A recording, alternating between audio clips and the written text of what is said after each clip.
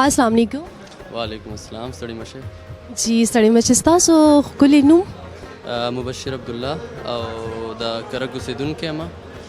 قائد اعظم یونیورسټي نه اوس BS انګلیش کوم. د شوق خبره وکړم نو ډېر د ماشومتوب نه که د سکول په لیول به نو نیشنل سانګ به و چېرته یا به بل داسې ایون نعت ویل به و سندره ویل به و نو ما به هاف ټایم نه پارټیسپیشن کولو او دغسې بس د میوزیک خلک به هم راته ملاوېدل نو شوق مې پیدا شو. میوزک فیلډ کې اوسه پورې تاسو چا چا کلام ویلی دی؟ داسې خو ما لا یو ویلی دي د خپل چې کوم زموږ د خپلې سیمې شاعران دي او هغې نه علاوه ما د خیبر افریدي یو غزل په سټوډیو کې ریکارډ کړی او ما هغه بس یو زما د سټوډیو دی او باقي لا یو ما ویلی دي. ستاسو څه اراده دی چې میوزک فیلډ کې مخکې مطلب تاسو څه اراده دی؟ ارادې مې داسې دي چې د سټډیز سره سره زه به د خپل میوزیک لرنینګ هم کوم او دغه شان د وخت سره سره به ښه انتخاب او ریکارډینګز دا به زما انشاءالله جاري وي. چې کومه پښتانه د سکرین باندې تاسو ته ګوري میوزیک لحاظ سره دې تاسو څه میسج ورکول غواړئ؟ میسج به زه دا ورکوم چې میوزیک او آرټ چې کوم ده دا په سوسایټي کې ټالرنس راولي نو زه وایم چې سندره پروموټ شي او دې سره به د امن یو غږ خور شي په ټوله دنیا کې او د پښتون به هم یو ښه امیج پیش شي ټوله دنیا له. هیله ټي وي چې کوم ستاسو لپاره دا پروګرام ریکارډ کوي لګیا هیله پاره مطلب تاسو څه میسج ورکوي؟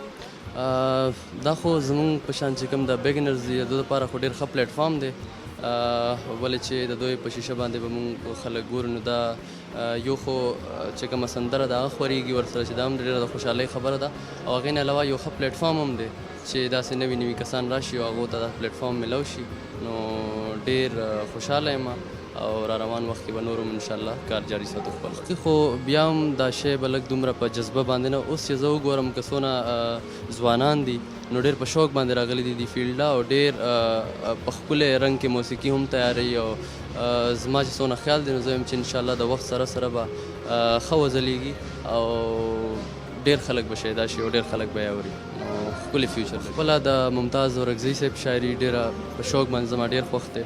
هغې نه علاوه صاحب شاه صابر او افکورس غني خان او خوشحال بابا چې دا زما خپل فیورټس دي.